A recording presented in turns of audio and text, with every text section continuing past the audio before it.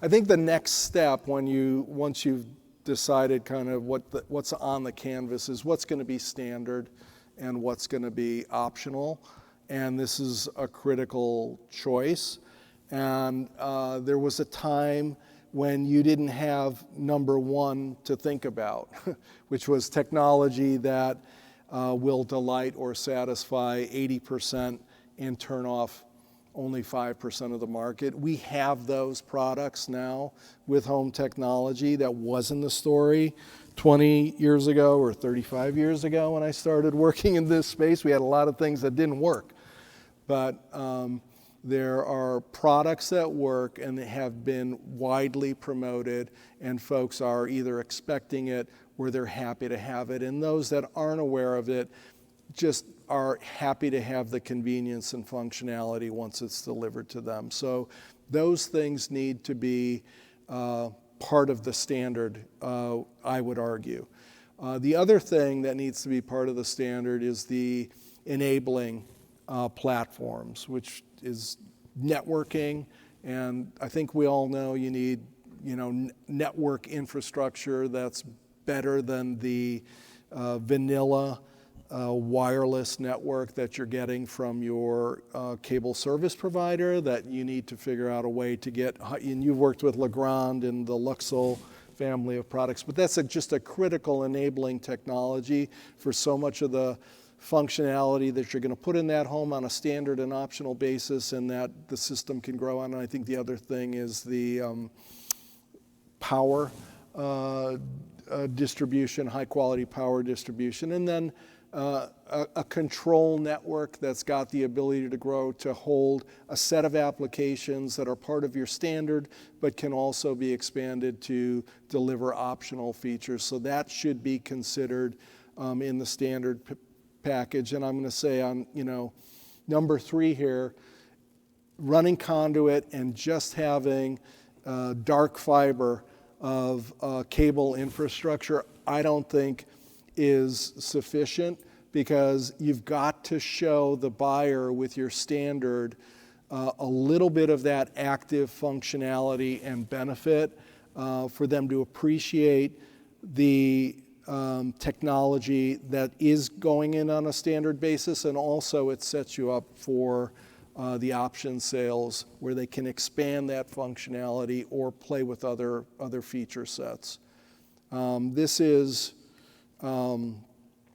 a lot of data points from our survey that we'll be able to get this deck to you, but there are a lot of different takes on standardization, but more and more builders recognize that there needs to be a strong standard. It could either be brand-based or category-based, but they're making that investment. And this is from the Playbook survey as well, what other builders are telling us are kind of making it into their standards. There's a tier 1. All of this is pretty high. There's a tier 1 that you see listed there with the smart door lock at the very top.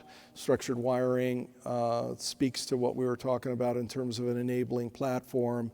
The smart home security piece, which we'll be digging in as an application area further. And you see some, it's a long list here, and you see tier 1 and tier 2. So next, it's about how do we go from that, the standard and the and those options to a message platform. I would argue you want to have a message platform to feed your overall marketing efforts. This is a pretty detailed slide with questions that you can ask yourself and answer to establish the message platforms. We've got a data point again from the Playbook that talks about security, comfort, and energy efficiency as kind of go-to messages in terms of realizing lift. I think that's a key concept, right? Is if you're going to make an investment in a standard, you've got to extract the benefits story and make that part of your overall messaging to realize sales lift. There's two things we want to do. We want to get lift. We want to sell more homes. We want to sell more homes to better buyers because we've included technology. And then we also, on the marketing side of things, want to make sure we've got the supports to sell through options. So that's easier said than done, right? Because these are not your standard design and finishes options, which it's like see this, touch this, buy this. This is more understand this, experience, buy this. And so that's a different kind of marketing and selling that needs to be done for your technology options than for most of the stuff that's in your portfolio. And I think the other piece that is a challenge and a complication is there's often handoffs involved to the technology integrator where some of the ground is going to be traveled by your team in terms of selling, but there's going to need to be a handoff to either dig in deeper on the functionality or answer questions, or to take folks into more depth on an option that's more complicated than can be presented by your team. So, two key factors on the marketing of the options things.